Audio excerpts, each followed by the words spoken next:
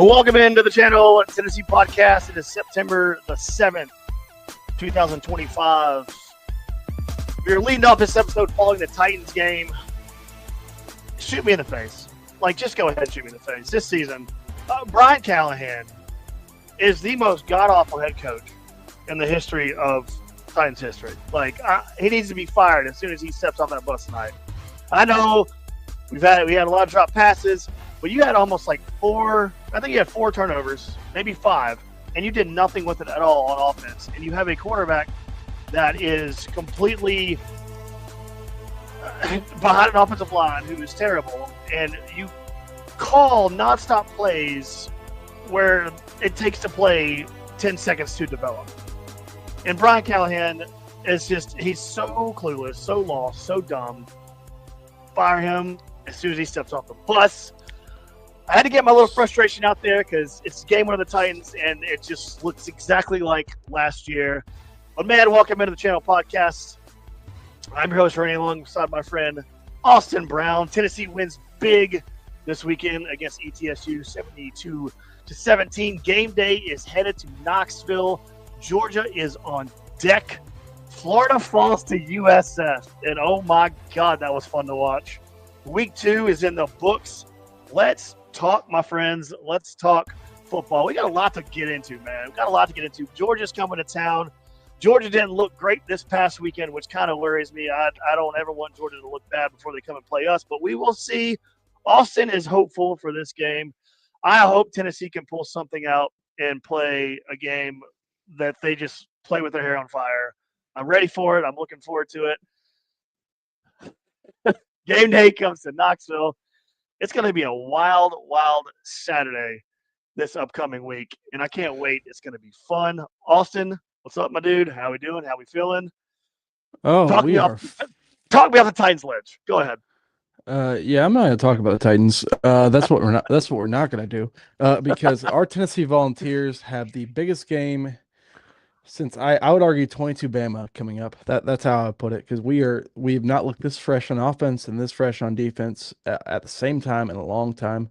And I'm seriously, I know you're gonna, whatever you're gonna say. I think Tennessee will beat Georgia. I just do. And you mentioned you wish they didn't play so bad against Austin P, and that's going to motivate them to kick our ass. If that were the defense looking bad, when they played Kent State, I remember, and they let up 27 points. That was actually kind of scary because that would be kind of a motivator. But the defense was never an issue. I mean, it hasn't been an issue for Georgia.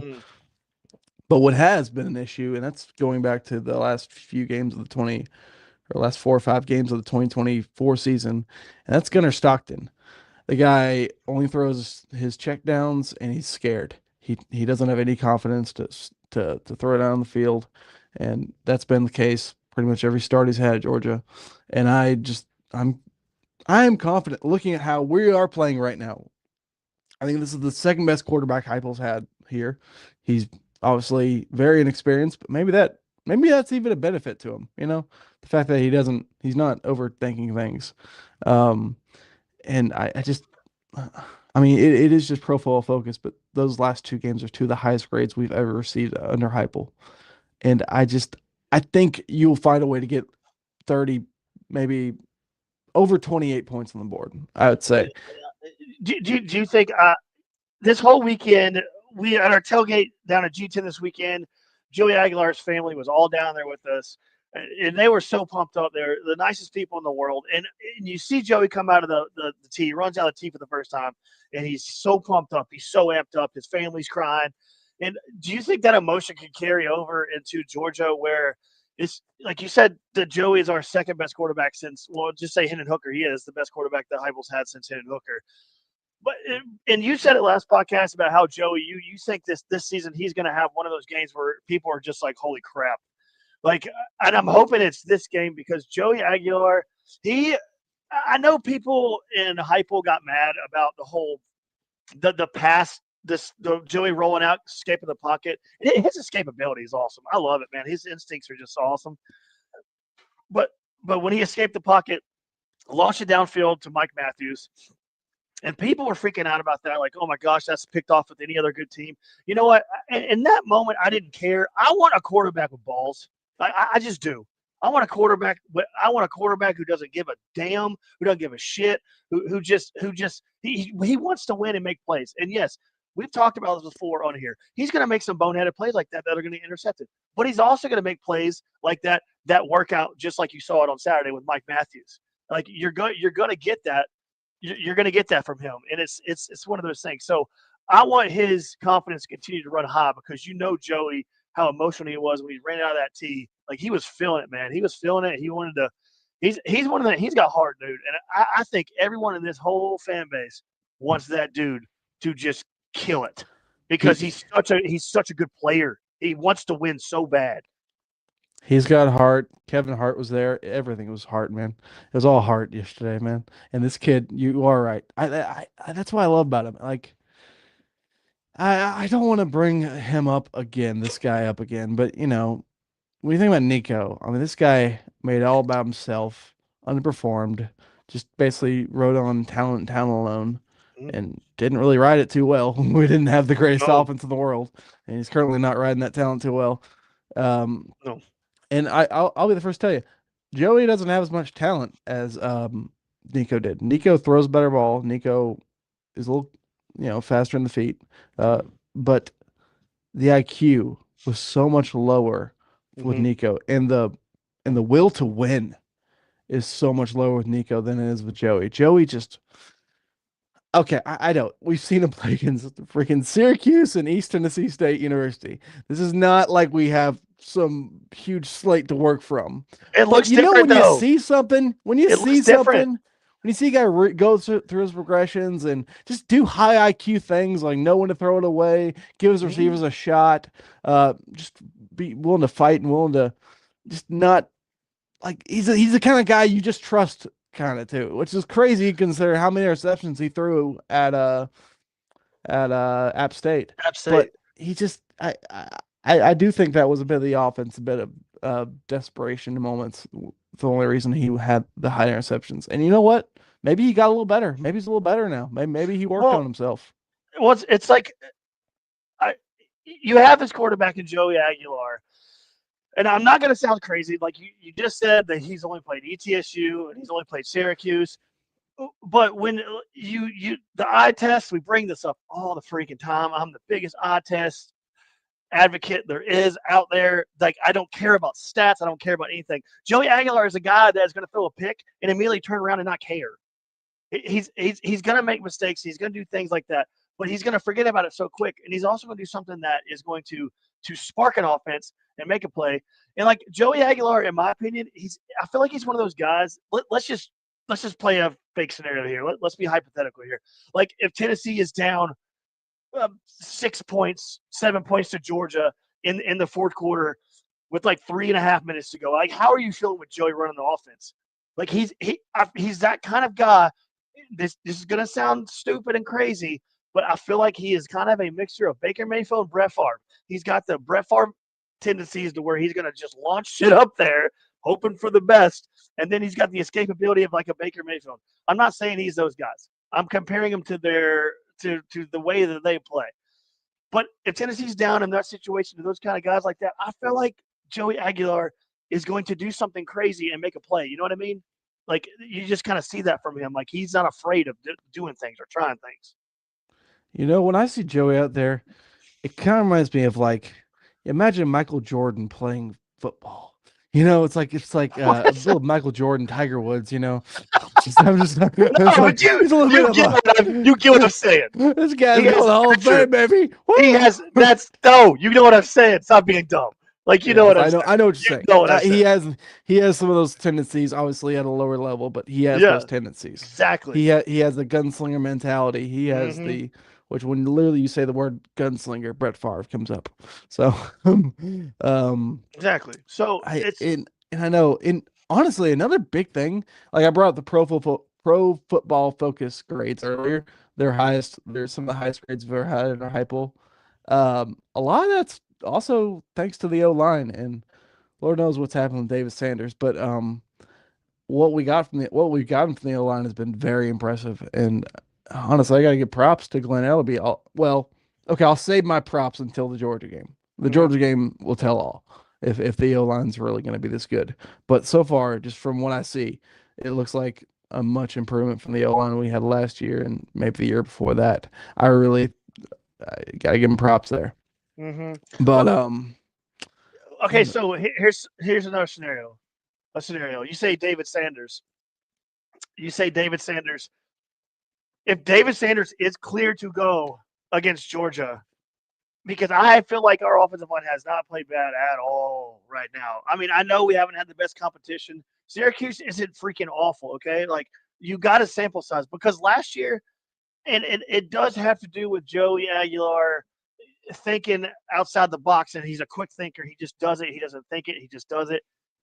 And I think that's why our offensive line does look a whole lot better because we have a quarterback there, like we did with Hendon Hooker, who makes the offensive line look a whole lot better than they actually are. So if you have David Sanders healthy, do you start him against Georgia or do you leave the same group you've had out there and just kind of rotate Sanders in? no way in hell am I starting him against Georgia. Yeah. First action of the year, first live ball action of the year. We're going to Hmm. do it against Georgia after we've ran with a different unit for the first two games of the year that have prepared us for this. No, absolutely not. I do not start David Sanders, and Hmm. I don't know, man. This is a weird situation. I guess that's he's a high NIL guy, so a bit of my I haven't heard anything, but my alarms are kind of just like I No, don't like well, this. I don't like like this. well, you said the same thing about Lance Hurd last year. You said the exact same thing. So the exact same thing. Okay, if I see Uh, David Sanders go out there and look like as out of shape as Lance Hurd well, does, he's not though, and Lance Hurd has turned it around big time. Lance Hurd looks really good. the story I heard, he woke up one day just didn't feel like good to go, and now again he's not good to go. I've heard from some people, and I don't know if this is correct or not, but I heard that David Sanders had a concussion, and that's why he's been silent for 2 weeks. That's what I heard. That'd be good. That that is what I heard. Or no, So not good to have concussion, but it's good. you That'd get be. yes, I would rather that than some drama because um, Lord knows this era of football is built for drama. yes. Well, I think they should keep that core group together, the offensive line right now, because they are playing pretty well. And they seem pretty tight knit and protecting Joey. And offensive line does try harder for players they actually like. And if you do watch the players when they interact with Joey Aguilar, they like him. And Joey Aguilar had that play. I think it was to Staley down there at the goal line where Aguilar kind of threw it really fast and it went over Staley's head. And then Joey Aguilar pointed straight at Staley and it hit his chest and was like, "My bad. That's on me. My bad." And then that's the kind of thing I feel like you didn't see the connection from last year to this season with the quarterback and the wide receivers. I felt like no one knew what Nico was going to do. And we'll get over this Nico crap, but No one knew a whole lot about Nico because no. he didn't come to practice. He didn't talk to anyone. He was like ah, man, he acted like he was Mhm. Deion Sanders back when he was playing for the Falcons and Braves. Like Yeah. he was acting like he was like some high level dude that no one could talk to, and now he's Mhm. and you know what's oh my God, I know we don't want to hammer it too much, but I know. man, it's fun. That is Fun. karma. That is karma. When you act like Anyone? you are so big, too big for being a normal football player, being arrogant, thinking, "Oh, I don't have to do this. Oh, I'm better than this. Oh, I'm this, that, and the other," and then you just go to somewhere and now you're playing the worst football of your life. Like I hope this rings alarms to him right now. You Yeah. are not the reason Tennessee went to the playoff last year. You are not. Yeah. You were the only reason we would have probably had one more win Mhm. if we had a better quarterback. And we'll get to Big Bird's comment here in a second, but anyone that says, "All right, it's time to move on," quit hate watching. No, you're doing the same thing. Everyone's doing the same thing. Everyone is up here watching these games, hating on Nico. And if you say otherwise, you are lying right out of your ass. I mean, you are completely lying, and you know it. So everyone is sitting there hate watching because they want to see. I want to see him do bad. And I don't care what anybody says. You screwed it up. Your fault. Don't care. Bye bye. I like it. I love it. I don't want some more of it. Garth Brooks, baby. That's not Garth Brooks. I don't even know who that is. Who That's was that? Tim McGraw. Tim McGraw. Oh yeah, yeah. Whatever. Whatever. Who cares? Okay. Anyway, Big Bird's comment. What do you guys think about UGA being a 7-point favorite? What do you think about that? I Of mean, how? I get it. I mean, I get it. Coming into the year, that made a lot of sense. I don't know. I'd kind of think 4.5 would be reasonable. Obviously, a lot is based on what Georgia's projected to be Mhm. versus what Tennessee was projected to be, and we have not played enough competition to really tell us who these teams are Right. totally. And there's obviously a history in the series. Heupel's not been able to crack the code in terms of scoring on Georgia, but I will say like the Hooker only had one. Well, okay, Hooker started twice against Georgia. The first time, we actually did okay, but a lot of it was in garbage time. But we weren't that great in 21. Hmm. So 22 is the one you look at, and that was the greatest defense in the history of history of the SEC, in my opinion. It's up there with the best of the the Saban era Bama teams. Um, so I just don't think you can take a lot from that, because. And we're gonna play. I don't think Georgia's got a defense that's like unbreakable, you know? Like I don't Yeah. I think they're about what they were last season on defense. And I do think they've improved their receiving core and running backs, but they are out two offensive linemen. Or they were out this week. I don't know if they're getting them back.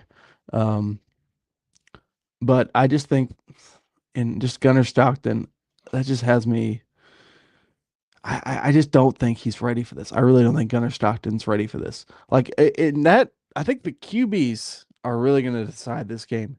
And at Tennessee, you have a guy that's you could argue is too confident, even at times. Well, I haven't seen him do anything that where he's too confident, but I've heard. I mean, in the interceptions in his past reflect that he might have been a little too confident at times. But and we got a guy that's like has I keep hearing he has no confidence. Gunnar Stockton. This guy Hmm. is not confident to throw the ball down the field. He to these receivers that they paid a lot of money to get. And I just feel like those two So, I think we're gonna beat them. so what you're saying is Gunnar Sucks is going to throw for 350 yards and 6 touchdowns. Is that what you're saying? Is that what you're No, saying? no, no. I think that's what Negaval Rainey wants to believe, No, but no, Negaval Andy, get him, it's, sick him. it's, it's, Oh, Georgia it's week, the whole. whatever. Listen, I, I go back to what we were talking about before you stepped on this podcast is the Believe whole all season. Alabama thing. We can't. We have a really hard time beating Georgia. Okay, it's just it's a fact. A It's lot not. of people do. I no. I'm talking about even like back in the 2000s, 2010s. Like you have trouble. Like We had they weren't trouble beating ourselves, man. they weren't those teams that are Mark Rick that they have now. Like it's just it, he Kirby Smart. I told you this. He seems to have Heupel's number. Like when it comes to like messing with his offense. Don't give me that look. You're dumb if you No, say otherwise. it's like well, okay. I think the way he really cracks the code is having like first round defensive linemen blow it up at the snap and get to where before anyone can think. And just I just think I think the way he's got his number was like having way better players than Josh Heupel had. Like No, no, that was the key. that's true. I mean that's a fact. That is true. But like if you can't understand what I'm saying is the way he adjusts and completely shuts down what we're trying to do. So Yeah, yeah. If Gunnar Stockton is what you're saying he is, and I haven't watched much Gunnar Stockton, and I just I haven't. I'm going to be honest. Haven't watched much Georgia since Gunnar Stockton's been playing. But if what you're saying is true about Gunnar Stockton, how he looks shaky and unconfident, then yes, that is a big green light plus for us. And First if he SEC road start in yes, his life.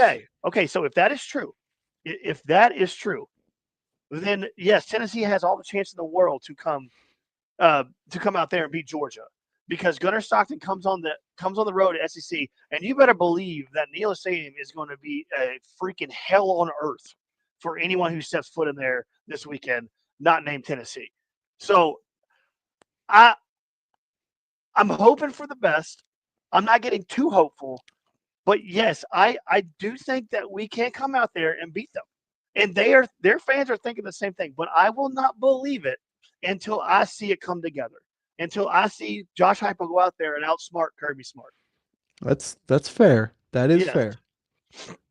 I'm just telling you, based on what I've seen from these two teams, and I saw Georgia lose with this guy versus Mm, teams of talent similar to ours. Like, I mean, Notre Dame was really good last year, but I think our roster kind of is about a similar talent level as theirs. And I watched Ole Miss destroy mm. them in Oxford. I just don't think Kirby is this unbreakable, unbeatable coach any longer. Like, I mean, I think he's the best coach in college football. I'll go with that.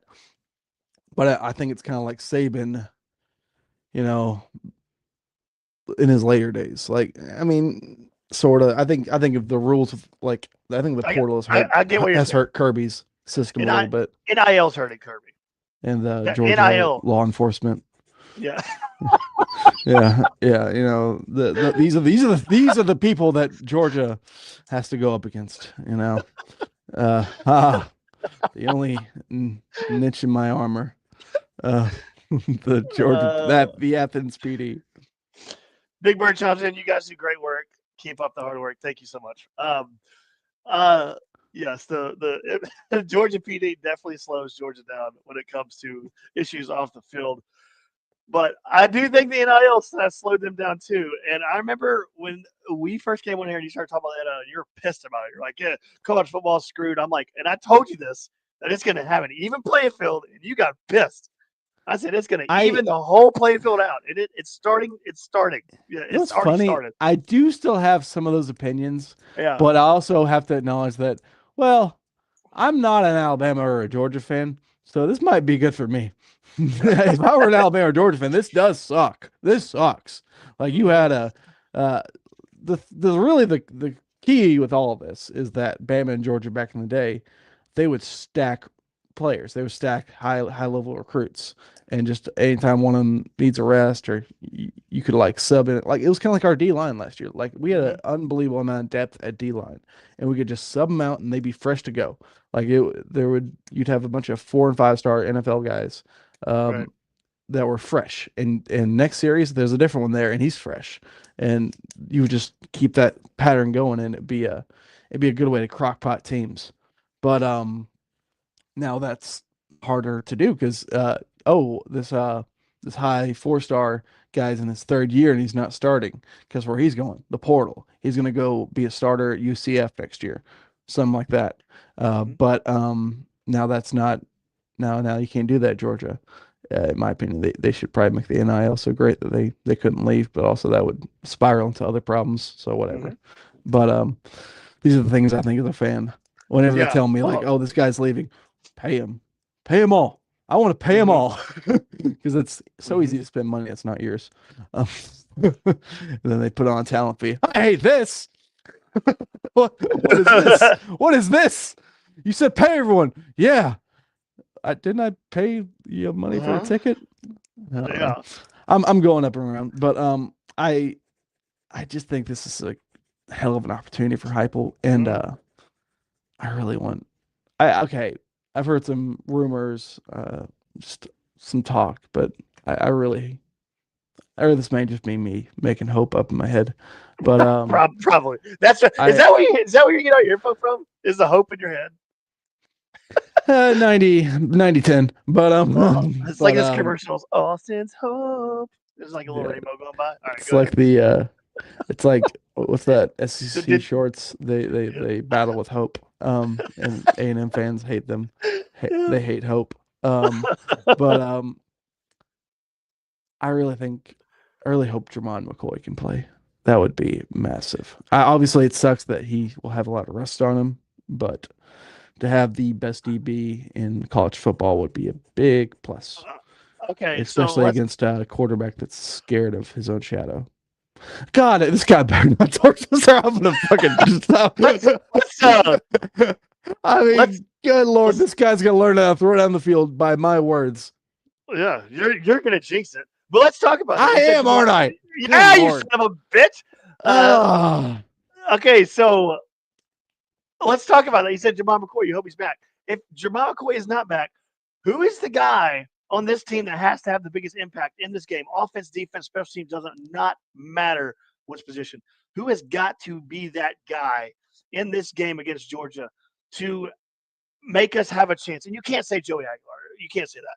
You've got to have some guy that's got to step up. Who is that guy that is going to step up in this game? Who do you think that is? Josh Josephs. We got to make him That's a uncomfortable good one. every single time he drops back. I want this guy under pressure, especially if they are. I know the right tackle was out for the Austin P game. That could have been just a precaution because there's no way we're going to risk losing him for the Tennessee game. But if he is out, that's massive.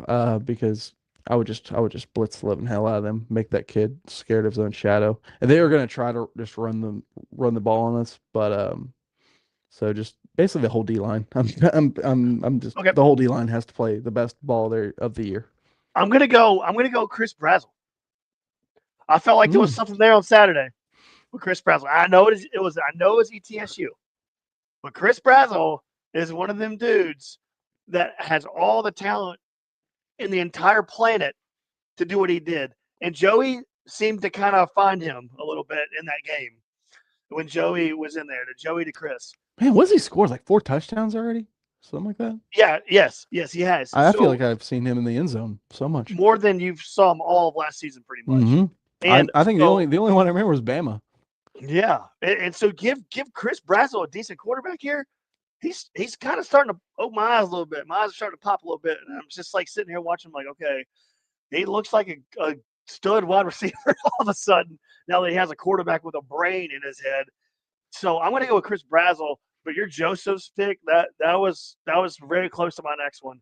But I'm going to stay with the offense. I'm going to say Chris Brazzle, and the next is I'm going to go Miles Kitselman because I think Miles and Joey they haven't really connected on a just a you are my guy, kind of like Patrick Mahomes and Travis Kelce a couple years ago.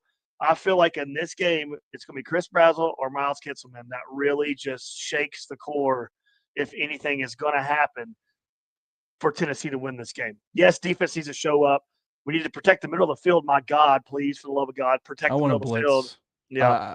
We have like last year against Georgia. I felt like we were just sitting there back and letting them pick us apart a lot of the time, and we can't have that happen. How many points does Tennessee need to score to win this game? How many? 38. I would go 38. 30, 30. If you can just break 30, you're win this game. I think I You don't see think so? Georgia. I just can't if they can't hit their receivers. Obviously they're going to hit their receivers occasionally, but if they just can't consistently kill us through the air, like Carson Beck did with tight ends, I just don't. I think we can keep them at 24. The middle of the field has got to be secure. I'm telling you right now. On defense, the middle of that field has to be secure. Well, ETSU, Syracuse, anytime they needed a big play, and it's not just been this year and last year, it's been the previous year and the previous year and the previous year. Anytime a team needs a big play, it comes right over the middle of the field. And I don't know why that is, but it is what it is. Like, and I know it's not going to just change in one game, but if Georgia does succeed in the passing game, that is where it's going to come from, in my opinion. That's where I think it is going to come from, and Tennessee has got to do something. yeah. And it goes along the lines of what you said. Blitzing will stop that. Blitzing will stop it.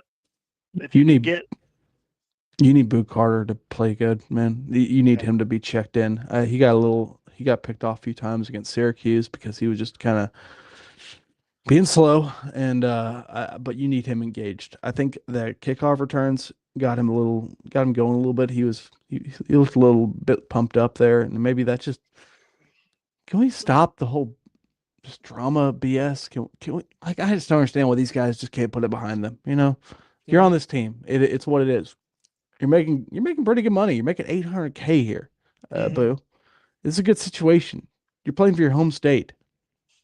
Just just lean into the good feelings. Just lean into the good right. feelings. Don't sit there and bitch and moan. It's we need You that. are you are in the best spot of your life right now. Yeah. You are on a Tennessee team that fits you perfectly. You are in a spot where you will get drafted to the NFL pretty high, probably at Tennessee. And whatever's going on, I'm over it. I want Boo to succeed. I want him to do well. Those punt returns, like you just said, it brought life to him, and you see that how big of a freak Boo Carter is. He's a freak, and you just can't teach you can't teach that style of just athleticism. You can't teach that. You can't teach him a lot of things, but No. but but but yeah, I mean, I get what you're saying. I get what you're saying. Like, yes, you're right. So, oh my God, I'm agreeing with you. This world's about to come to an end. But I mean,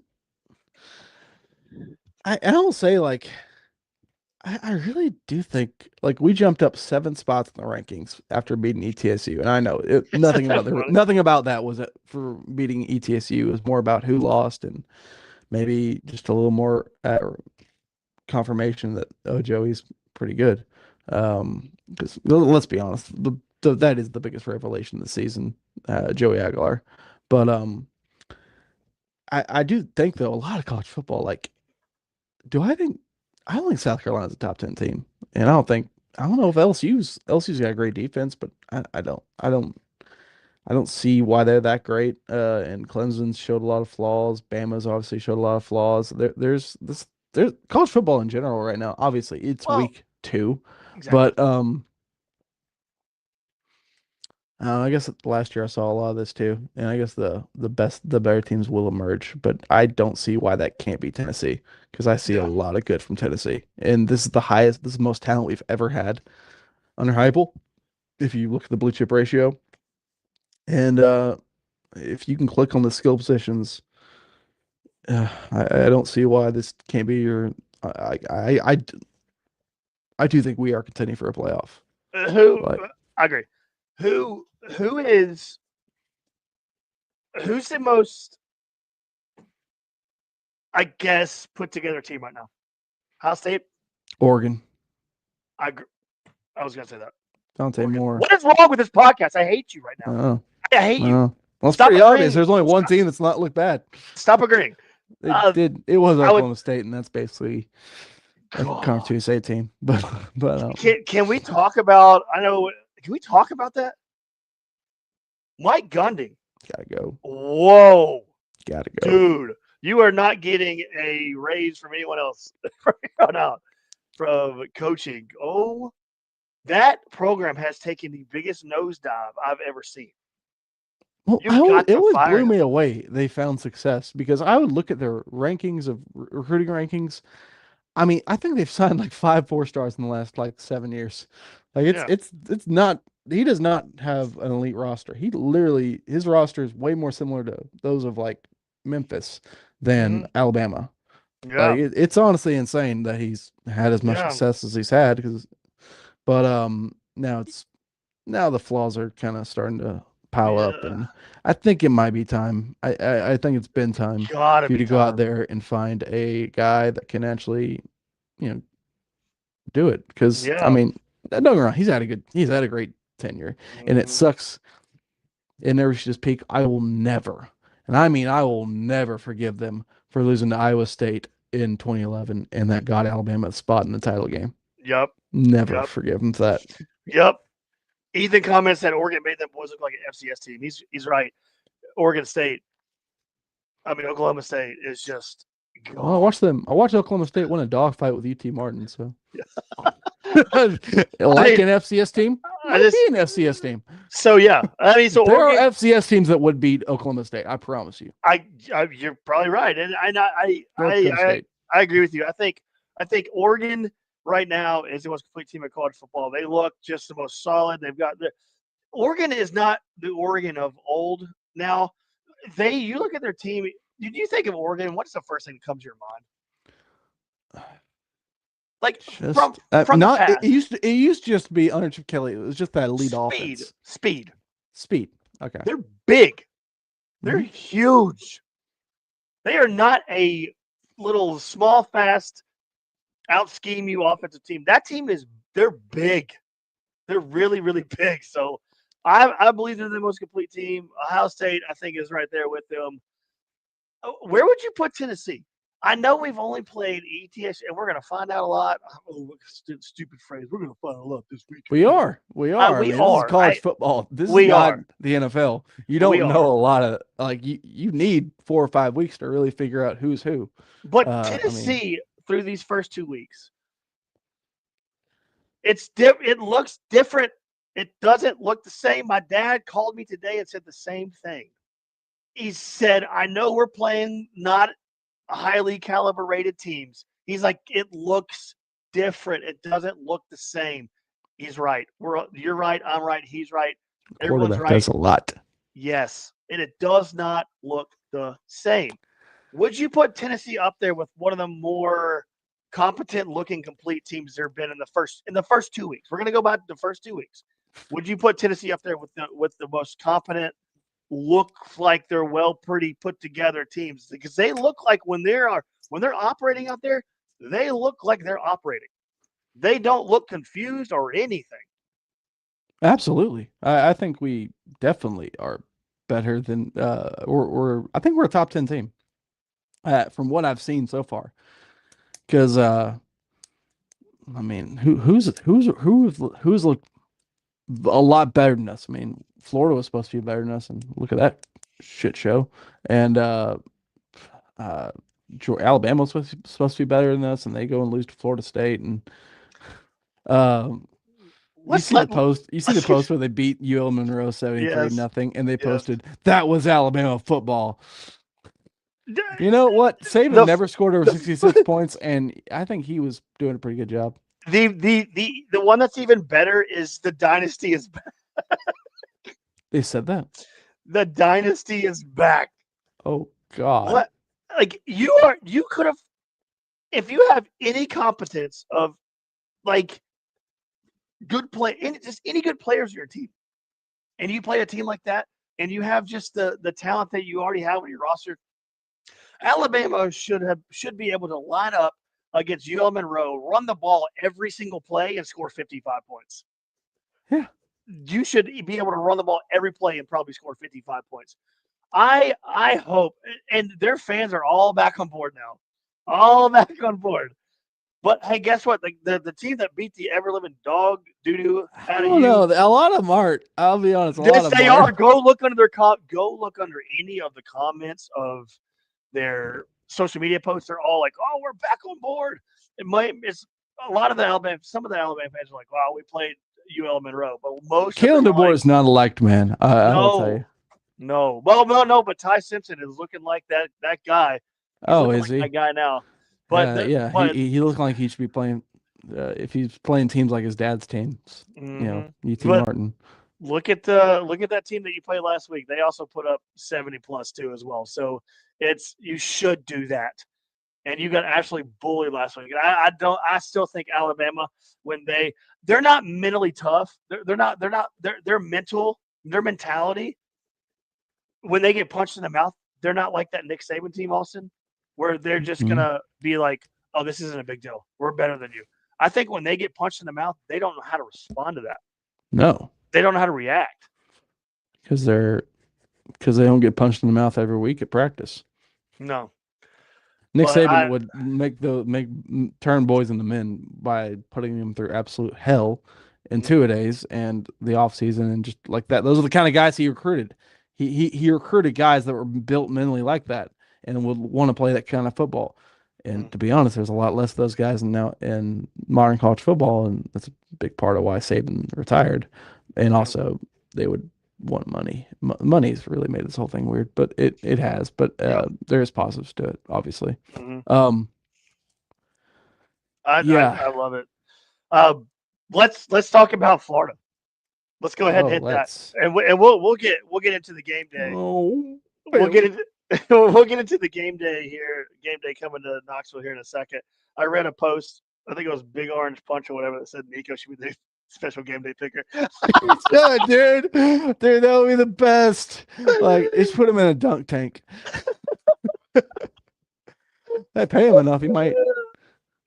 Okay, so Billy Napier comes out there and just gets bitch slapped by USF. They looked like Florida State did to Alabama last week. They just pushed them around. That quarterback for USF is a freaking man. Like, I know he didn't have the greatest stats or the greatest everything, but I'll say that dude is a freaking man. And I loved watching that Florida fan base. And they zoomed up at one point. We were at walk-ons, me and Austin and a bunch of friends. And it was later in the game where USF scored that final touchdown to win it. And they zoomed up on a bunch of fans dressed as alligators. And they were like the saddest looking people ever. And I'm like, you look so dumb on TV and you're dressed as actual alligators. Like, it's just like, it's so, like the two and two combined. It just makes the funniest picture. You're dressed up as an alligator and you're all like so sad. It's the greatest thing. And Billy Napier right now, I'm loving. I'm loving this downfall. And I swear, if we don't go down to Gainesville and beat them, I'm going to jump off a bridge. Like, it's just crazy. But I'm loving it. I'm loving this. Like, Is how it bad that I still feel better about the Georgia game than I do winning in the swamp? no, that's not weird. I don't. I don't know. No, but I just watching these teams like Alabama and Florida, watching them start to kind of decline is like almost as great as us winning. Like, it's so much fun to watch. You have the Nico spectrum, you have Alabama, you have Florida. All these, this trifecta right here is just so much fun to watch, and I love it. That was hilarious. And the only is it weird that I don't enjoy that as much because I know that, oh God, this might be the thing that gets Billy fired. And I do love a coach at Florida that's going to keep them in the mud. That's never going to get them going truly. Uh Mm-hmm. UTK um UTK Aero chimes in real quick. Said that Austin paint the trash test like Ron Day. no, this is natural. Trust me, this is natural. This is not just for men. I It's him. I can't go bald because I'm forever 20. There's forever 21, there's forever 20. That was mine. But going back to Florida, man, we said all week, sometimes when you look at a game and say, "Oh, that could be an upset. This could be an upset," then it kind of becomes not one because people talked about it so much, and now it's kind of lost its luster. And that team, Florida's going to take it seriously and win it, by 15 or something. But that happened, and they still came out and played like that. I'm not gonna act like I watched the entire game. We were at our game. We only saw the last 2 minutes, really. No, we saw like the last 5. Yeah, whatever. We saw what was important. Yeah, we saw the ending, and that's how do you drop that game, man? I understand. I think Golish is doing an amazing job at USF. I mean, really amazing. Um, and thank God Joey Housley's having a good year. Or my God, okay. Did that not remind you? Did that not remind you of a Hendon Hooker type drive at the very end with Florida? Did that not remind you of that? Yeah, it did. Yeah. It's he took a lot. Golish has really got it going at USF, and boy, oh boy, Billy. Yeah, that was like one of your 5 easier games on the whole schedule, right? Has to be. Yeah. Yes. Okay. So Ethan comments back in and says he can honestly see Florida only winning 3 games. So with that being said, Ethan, I want to bring up Florida's schedule because their next games it is a freaking gauntlet of just insanity. So Florida just played good. Lord. Florida just lost to USF 18-16. Their next games in a row. Here are their next games in a row. They're at LSU. They've got to play Miami. They've got to play Texas. They've got to play Texas A&M. They've got to play Mississippi State. They got to play Georgia and Kentucky, then Ole Miss, then us, then Florida State. That is the rest of their schedule. That is it from there on out. This is a piece of meat right here. There's no fat on this. This is No. straight up like butcher quality. Holy hell, this is a gauntlet. There is no room to breathe in there. I God. I feel literally I literally look at this and I feel kind of like because I'm just like I couldn't imagine this being my schedule. Oh my Like God. And you're you lost to USF? What the yes. hell are you gonna do, bro? Your easiest remaining game is probably Kentucky. Like that is your Yeah, easiest and it's on the Kentucky. road. And it's on the Yeah, road. And they yeah. look pretty good last God. time. And Mark Stoops apparently has your number somehow. Oh my God, Woo! dude. That's The a gauntlet. I mean, That is maybe insanity. the okay, Arch hasn't looked that great. They should just win that game by talent, but I don't know how good Mississippi State is. I know they should beat Arizona State, but Yeah, 3 games. Ethan, you're right, man. I mean, I can see it. Them winning just three more. Like, so jeez. I wonder who the interim will be when we play them in the swamp. I don't know. What would suck though? There'll be interim and a Sometimes backup quarterback. you So know how it sometimes works like this, like the interim takes over and somehow that like galvanizes the team and they mm, start playing better, even if they're even out of bowl eligibility, you start playing with like heart and stuff.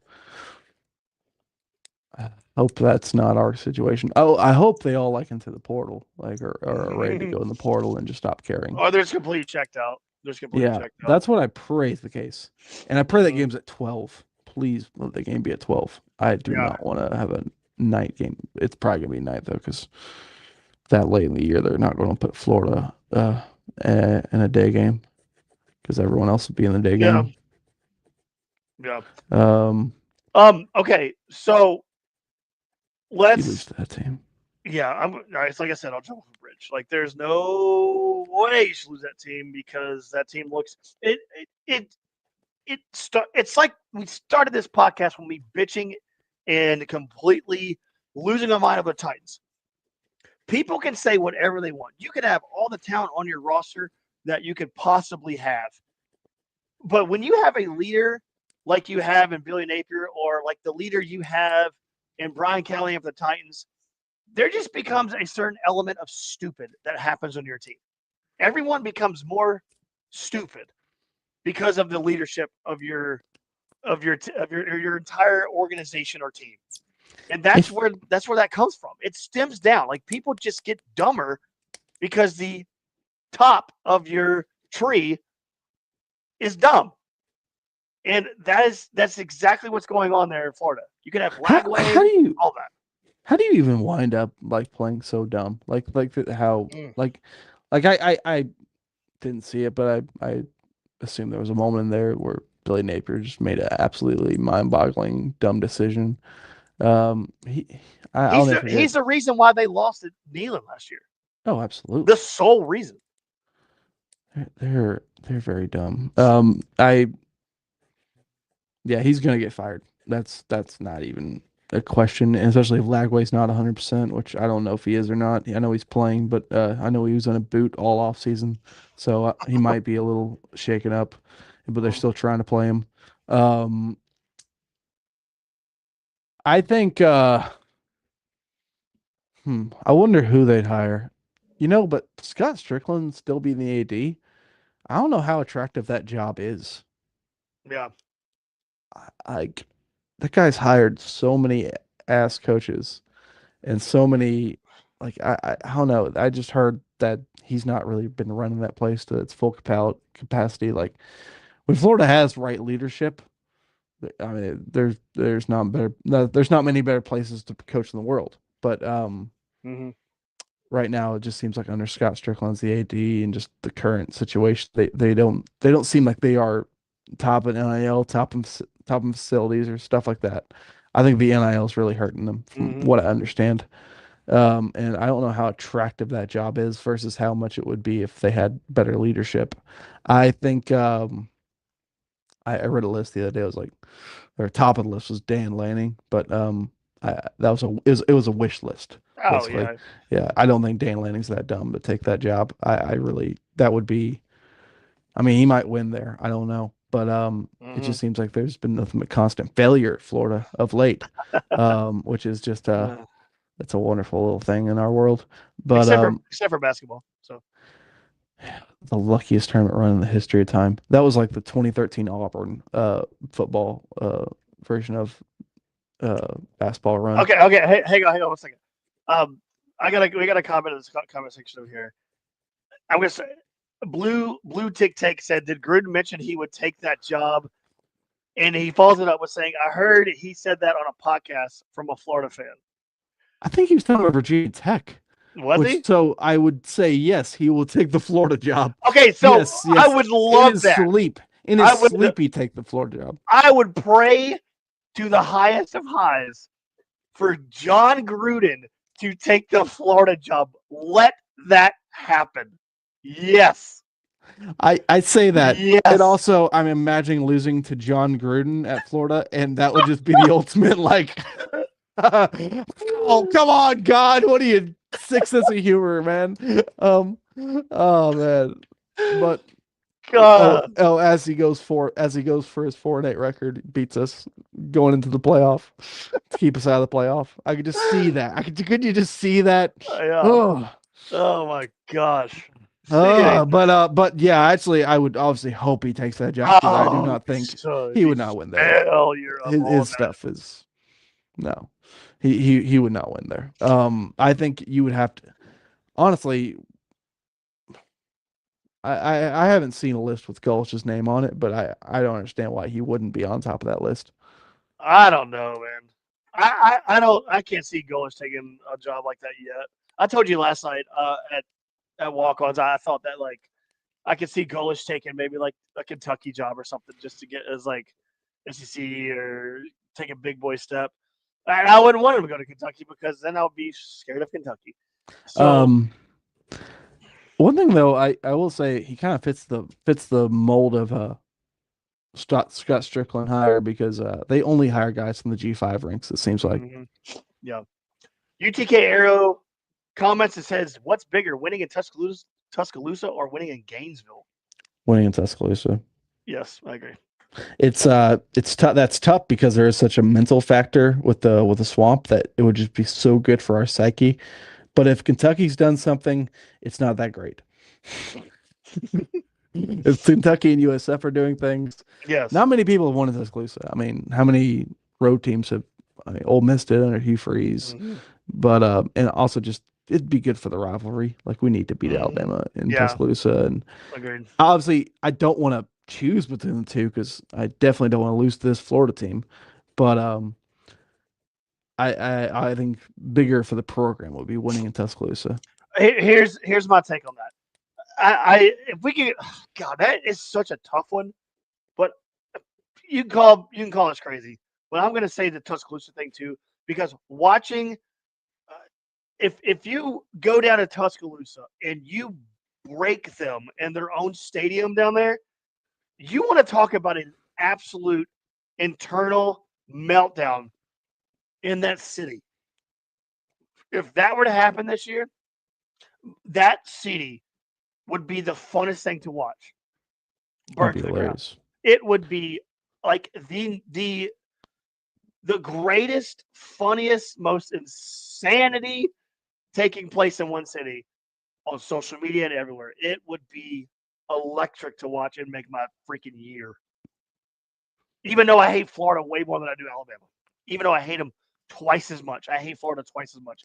But just watching that burn to the ground from that fan base would be all time. Do you think Vandy has a shot at Florida or at Alabama? Yes. I'll be honest. I don't like saying it, but man, Vandy looked good against Virginia Tech. I think Virginia Tech also is dog water. Yeah, I mean they literally played with zero heart. Like they were doing whatever they wanted in that fourth quarter. It was just touchdown for touchdown. Man, that's a dead program. Always the Vols chimes in and says, "Would winning at UF and Tuscaloosa be worth rushing the field?" Wouldn't that be hilarious if we tried to rush their field? The mug shots be great. But oh, God, I would love that. That'd be a lot of fun. I mean, of course, uh, I wish that they had the policy at Clemson where Clemson has that thing where you can rush the field for every game. Um, but Yeah. and the LSU fans were on the field after beating them dancing. Yeah, that looked like so much fun. But UTK jumps back and says, smoking a cigar in the middle of Tuscaloosa. that would start a riot. That would start a riot. That would even that would just, man. You talk about the amount of 911 calls that would come through on dispatch would just be I would unworldly. literally get in a jet and fly as far away as I can if I was Kalen DeBoer. I would get a police scanner just to tune into Tuscaloosa radio. They man, this could be what if they go 6-6, they fire DeBoer, Florida goes whatever and fires Billy, which they might fire tomorrow. I don't know. Oh, they just put out a statement. They're not. They just put out a statement that he has their full support or whatever, which is a great sign of week 2. Great sign of weakness. Yeah, it's a good thing when your 80s having to make a vote for you not to get fired in week 2. In week 2.